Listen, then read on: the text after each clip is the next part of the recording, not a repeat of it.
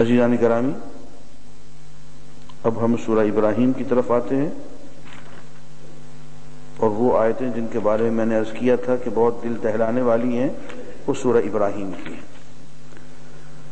مثل الذین کفروا بربہم اعمالہم کرماد، وہ لوگ جنہوں نے کفر اختیار کیا اپنے پروردگار سے، ان کے اعمال کی مثال ایسے ہے جیسے راکھ ہو، اشتدت بہ الریح فی یوم عاصف، اور آندھی کا دن ہو اور ایک سخت اور تیز ہوا کا جھونکا آ جائے، لا یقدرون مما کسبوا علی شیء، تھوڑی سی راکھ رکھی ہوئی ہو اور آندھی آ جائے اور ہوا کا تیز جھونکا آ جائے تو راکھ تو ساری اڑ جائے گی۔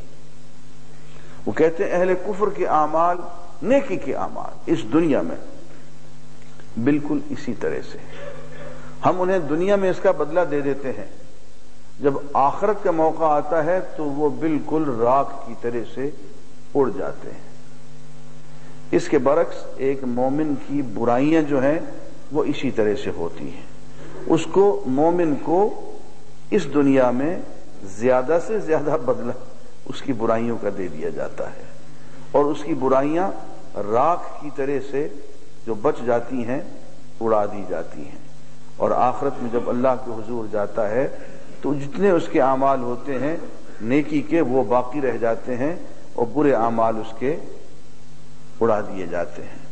اس کے برعکس جو اہل کفر ہیں ان کے نیکی کے اعمال کا بدلہ ان کی دولت کی شکل میں، آسائش کی شکل میں، شہرت کی یا اور نعمتوں کی شکل میں اسی دنیا میں ان کو پورا پورا دے دیا جاتا ہے، اور آخرت کے حساب میں ان کی نیکیاں یوں اڑ جاتی ہیں جیسے ایک آندھی میں راکھ اڑ جائے، برائیاں ان کی باقی رہ جاتی ہیں، نیکیاں ان کی اسی دنیا میں ساری کی ساری کنزیوم ہو جاتی ہیں۔ أَلَمْ تَرَ إِلَى الَّذِينَ بَدَّلُوا نِعْمَةَ اللَّهِ، کیا آپ نے دیکھا نہیں ان لوگوں کو جنہوں نے اللہ کی نعمت کو بدل دیا، کفرن، ناشکری کر کے، ناقدری کر کے اللہ کی نعمت کو گنوا دیا، وَأَحَلُّوا قَوْمَهُمْ دَارَ الْبَوَارِ، اور اپنی قوم کو تباہی کے گھر میں لا کے اتار دیا۔ ان لوگوں کو ذرا غور سے دیکھو جنہوں نے ناقدری سے، ناشکری سے اللہ کی نعمت کو ضائع کر دیا، ختم کر دیا، اور اپنی قوم کو تباہی کے گھر میں لا کے اتار دیا۔ یہ تباہی کا گھر کون سا ہے؟ جہنم، یصلونہا، جس میں یہ سب کے سب گرائے جائیں گے، وبئس القرار، بہت بری جگہ ہے ٹھہرنے کو۔ وجعلوا للہ اندادا، ان لوگوں نے اللہ کے ساتھ اس کے ساتھی، اس کے سانجھی قرار، اس کے شریک قرار دے دیے، لیضلوا عن سبیلہ، تاکہ لوگوں کو راہ سے بھٹکا دیں۔ قل، اے نبی صلی اللہ علیہ وسلم ان سے فرما دیجئے، تمتعوا، کچھ دن عیش کر لو، فإن مسیرکم الی النار، تمہارا آخری ٹھکانہ تو جہنم ہی ہے۔ قل لعبادی الذین آمنوا، اور میرے ان بندوں سے کہہ دے جو ایمان لے آئیں، یقیموا الصلاۃ، کہ وہ نماز قائم رکھیں، وینفقوا مما رزقناہم سرا وعلانیہ، اور جو کچھ ہم نے ان کو رزق دے رکھا ہے اسے اللہ کے راستے میں خرچ کریں، پوشیدہ بھی اور اعلانیہ بھی، من قبل ان یأتی یوم، پیشتر اس کے کہ ایسا دن آ جائے، لا بیع فیہ ولا خلال، نہ اس میں کوئی سودا چلے گا اور نہ اس میں کوئی دوستی چلے گی، کسی قسم کی سودے بازی بھی نہیں ہوگی اور کسی قسم کی دوست داری اور سفارش بھی نہیں ہوگی۔ اس بات کی آیت مجھے نماز کے دوران یاد آئی، بہت اہم ہے، میں نے پچھلے سال بھی اس پہ درس دیا تھا، اس سال بھی دینا چاہتا ہوں۔ آیت نمبر 14 سورہ الرعد، لہو دعوت الحق، صرف اللہ کو ہی پکارنا حق ہے، والذین وہ لوگ جو کہ یدعون دعا کرتے ہیں، پکارتے ہیں، من دونہ اس کے سوا کسی اور کو، لا یستجیبون کوئی جواب نہیں دیتے، لہم انہیں بشیء کسی چیز کا بھی۔ دعا کرنا، پکارنا صرف اللہ کو ہی برحق ہے۔ وہ لوگ جو اللہ کے سوا غیروں کو پکارتے ہیں، ان سے دعا مانگتے ہیں، تو جن سے دعا مانگتے ہیں وہ انہیں کوئی جواب نہیں دیتے۔ تو یا یہ باتیں مان لو یا وہ گدی نشینوں کی باتیں مان لو جنہوں نے قبروں کو دعاؤں کا ذریعہ بنایا ہوا ہے۔ قبر والوں سے مانگتے، بیٹا بھی دے دیتا ہے وہ ان کو، بیٹی بھی دے دیتا ہے ان کو، تیسری قسم بھی دے دیتا ہو۔ جو مانگتے ہیں قبر والے سے ہی مانگتے ہیں، جو مانگتے ہیں غیر سے ہی مانگتے ہیں۔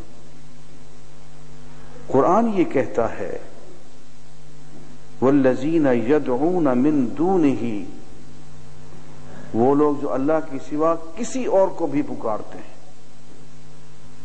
من دونہ میں اللہ کے سوا سب لوگ آ گئے، زندہ بھی مردہ بھی، قبر والے بھی، ولی بھی، نبی بھی، سب آ گئے۔ من دون اللہ میں تو ساری آ گئے اللہ کے سوا۔ والذین یدعون، وہ لوگ جو کہ دعا کرتے ہیں من دونہ اللہ کے سوا کسی اور سے، لا یستجیبون، ان کو جواب نہیں دیتے، لہم ان کو، بشیء کسی شے کا بھی، الا، ہاں اب دیکھیں مثال کیا دے رہا ہے قرآن مجید، کباسط کفیہ الی الماء، ہاں مگر اس کی مثال ایسے ہے جیسے کوئی پانی کے سامنے اپنے دونوں ہاتھ یوں پھیلا دے، سامنے دور پانی بہ رہا ہے اور ایک شخص پانی کے سامنے باسط کفیہ، یہ کف یہ کف، یہ باسط کفیہ ہو گیا، دونوں ہاتھ پانی کے سامنے یوں پھیلا دے، لیبلغ فاہ، اور پانی سے یہ درخواست کرے کہ پانی تو وہاں سے چل میرے منہ میں آ جا، تو وہاں سے اڑ اور میری پیاس بجھا جا۔ وما ہوا ببالغ، پانی کے بس کی بات نہیں ہے کہ وہ اس کی آواز کو سنے، سمجھے، اس کی درخواست کو پورا کرے، نہ اس میں سننے کی طاقت، نہ اس میں سمجھنے کی طاقت، نہ اس میں اڑنے کی طاقت، نہ پیاس بجھانے کی طاقت۔ وما دعاء الکافرین الا فی ضلال، کافروں کی دعا تو ہر طرف بھٹکتی پھرتی ہے، وہ تو تیر بے خطا ہے۔ اب عزیزان گرامی، اب یہ قرآن مجید کی آیت ہے، اگر اس کو ماننا ہی ٹھہرا، اور جب تک مسلمان ہیں ماننا ہی پڑے گا۔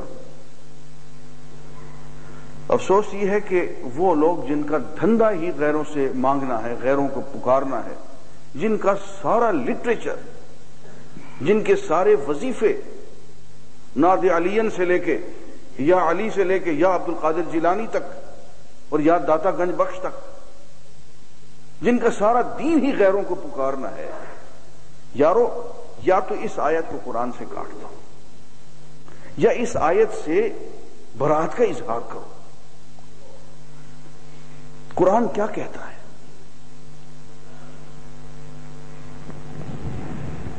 یہ لوگ جنہوں نے ان قبروں کا دھندا بنایا ہوا ہے، وہ علامہ کہتے ہیں کہ ہو نکو نام جو قبروں کی تجارت کر کے، کیا نہ بیچو گے جو مل جائیں صنم پتھر کے۔ قبروں کی تجارت کرتے ہو تو قبروں کی تجارت میں اور پتھر کے بنے ہوئے بتوں کی تجارت میں آخر فرق ہی کیا ہے؟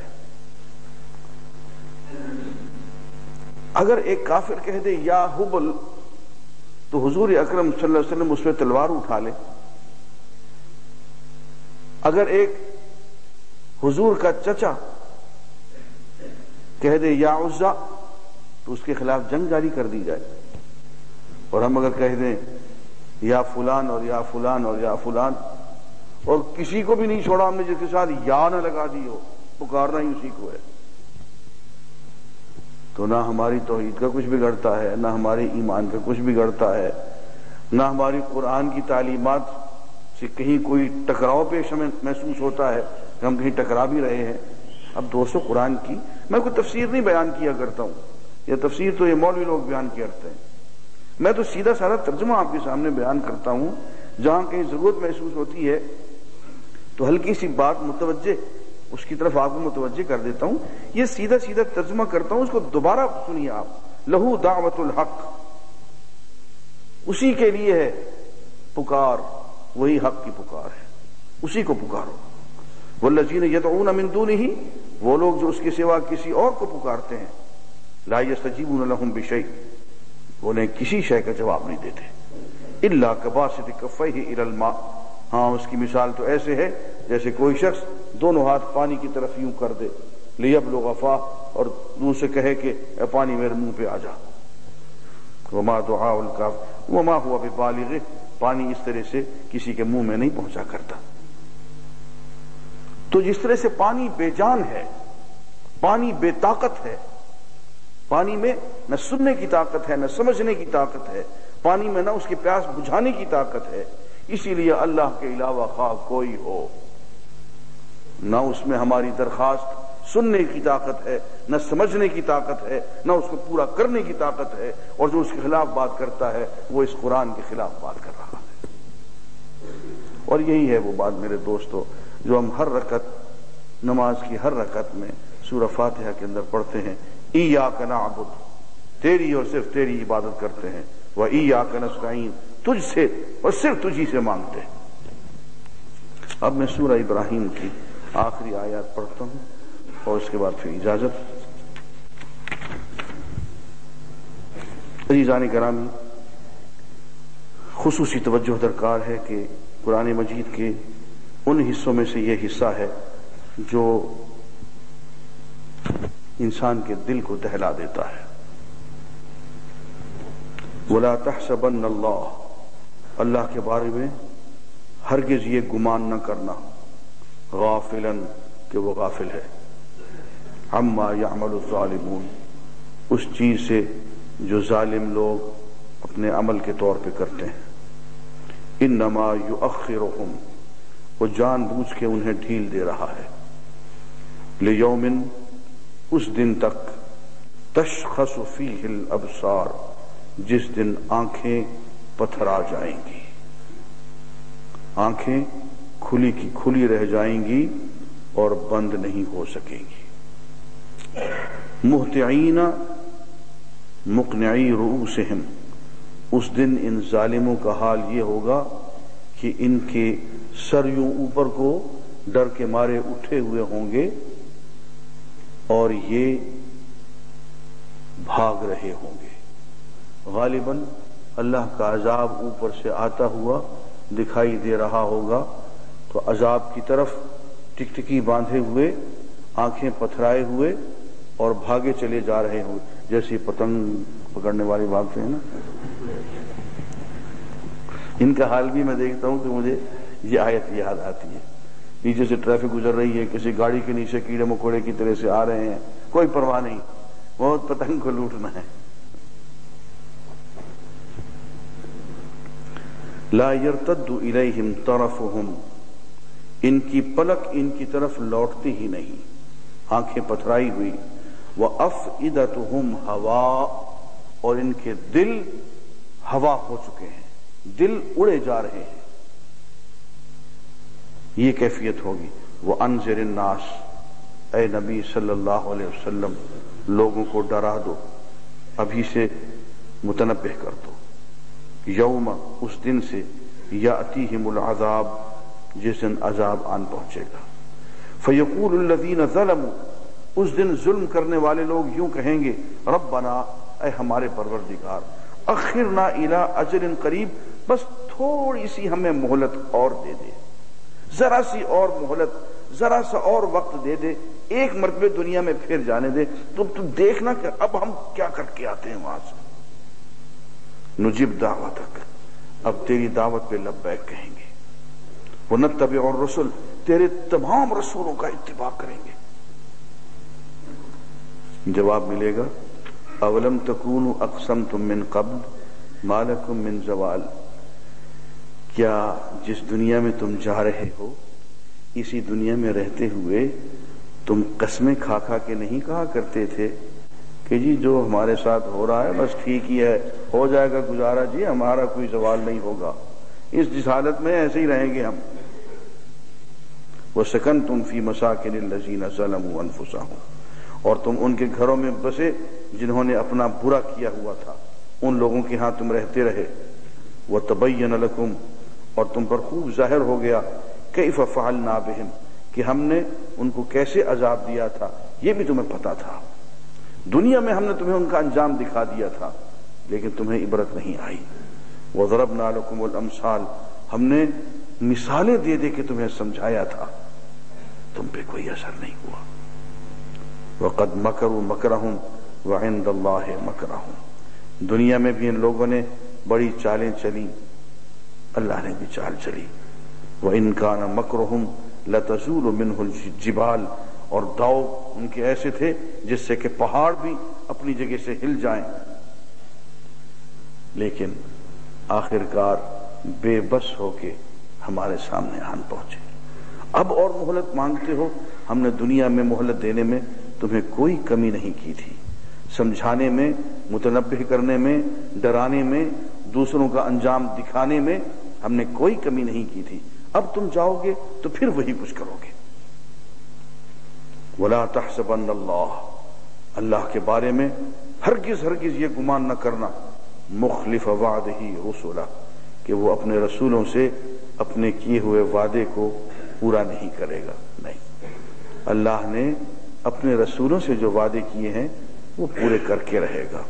ان اللہ عزیز ذو انتقام، اللہ بہت زبردست ہے اور وہ انتقام لینے والا ہے۔ یوم تبدل الارض، اس دن جب اس زمین کو بدل دیا جائے گا، غیر الارض والسماوات، یہ زمین بھی اور ہو جائے گی، یہ سارے آسمان بھی بدل دیے جائیں گے اور ہو جائیں گے۔ وَبَرَزُوا لِلَّهِ الْوَاحِدِ الْقَهَّارِ، اور سب لوگ اللہ واحد قہار کے روبرو پیش ہو جائیں گے۔ وَتَرَى الْمُجْرِمِينَ، اس دن تم دیکھ لینا مجرمین کی یہ حالت ہوگی، یومئذ، اس دن، مقرنین فی الاسفاد، وہ بیڑیوں میں اور زنجیروں میں جکڑے ہوئے ہوں گے۔ سرابیلہم من قطران، ان کے کرتے تارکول کے ہوں گے۔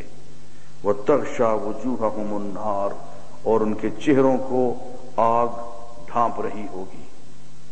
لیجزی اللہ کل نفس ما کسبت، یہ سارا انتظام ہم اس لیے کریں گے کہ اللہ تعالیٰ نے یہ فیصلہ کیا ہے کہ ہر شخص کو اس کی کمائی کا، اس کے اعمال کا پورا بدلہ عطا فرما دے۔ عزیزان گرامی، میں نے پہلے بھی کئی مرتبہ عرض کیا کہ اس دنیا میں کسی شخص کو اس کے اعمال کا پورا بدلہ نہیں مل سکتا۔ ایک شخص ساری زندگی قربان کر دیتا ہے اللہ کی خاطر، اللہ کے رسول کی خاطر، قرآن کی تبلیغ میں، اسی راستے میں وہ مارا جاتا ہے، شہید ہو جاتا ہے، دنیا سے کیا ملا؟ دنیا والے اس کو مل کے کیا بدلہ دیں گے؟ اس کے برعکس ایک اور شخص ہے، دہشت گرد ہے، اس کے ہاتھوں سینکڑوں آدمی قتل ہو جاتے ہیں، وہ کھڑے ہو کے خود اقرار بھی کر دیتا ہے جی کہ میں نے 100 آدمی قتل کیے ہیں۔ آپ اس کو سزا دینا چاہتے ہیں، کیا سزا دے لیں گے؟ آپ زیادہ سے زیادہ اس کو ایک مرتبہ سزائے موت دیں گے، وہ تو ایک قتل کی سزا ہے، باقی 99 قتل کا آپ کیا کریں گے؟ وہ 99 قتل تو آپ کے ہاتھ سے باہر ہیں، ایک مرتبہ قتل ہونے کے بعد وہ آپ کے ہاتھ سے نکل گیا، بھاگ گیا۔ ایک طرف ایک مجرم ہے جس نے ایک قتل کیا، ایک طرف ایک مجرم ہے جس نے 100 قتل کیے، وہ اس کی بھی وہی سزا، اس کی بھی وہی سزا. اور بھئی یہ کہاں کا انصاف ہے؟ انصاف تو یہ تھا کہ جس نے 100 قتل کیے ہیں آپ اس کو ایک مرتبہ قتل کرتے، پھر زندہ کرتے، پھر قتل کرتے، پھر زندہ کرتے. 100 مرتبہ اس کو قتل کا مزہ چکھایا جائے، پھر جا کے اس کی سزا پوری ہوگی. اور قیامت میں یہی ہوگا. یہ دہشت گرد جنہوں نے لوگوں کی زندگی کو ایک کھیل بنا رکھا ہے، جو لوگوں کو قتل کا مزہ چکھاتے پھرتے ہیں، اس جگہ اس جگہ بم رکھ دیتے ہیں، جتنی جانیں ان سے تلف ہوتی ہیں اتنی ہی مرتبہ انہیں قتل کیا جائے گا، اتنی ہی مرتبہ انہیں موت کا مزہ چکھایا جائے گا. اللہ عزیز ذو انتقام ہے، وہ زبردست ہے، اور اپنے پیارے بندوں کی موت کا، قتل کا بدلہ وہ لے گا. اس لیے فرمایا کہ یہ وہ دن ہوگا جس دن ہر شخص کو اس کے اعمال کا پورا پورا بدلہ دیا جائے گا. ان اللہ سریع الحساب، اور اللہ تعالی حساب لینے میں کافی جلدی کر دیتا ہے. ھذا بلاغ للناس، یہ ہمارا پیغام ہے، لوگوں تک پہنچا دو. وَلِيُنذَرُوا بِهِ، لوگوں کو اس پیغام سے مطلع ہو جانا چاہیے اور متنبہ ہو جانا چاہیے. وَلِيَعْلَمُوا، اور ان کو پتہ ہونا چاہیے، انما هو الہ واحد، کہ وہی ایک معبود واحد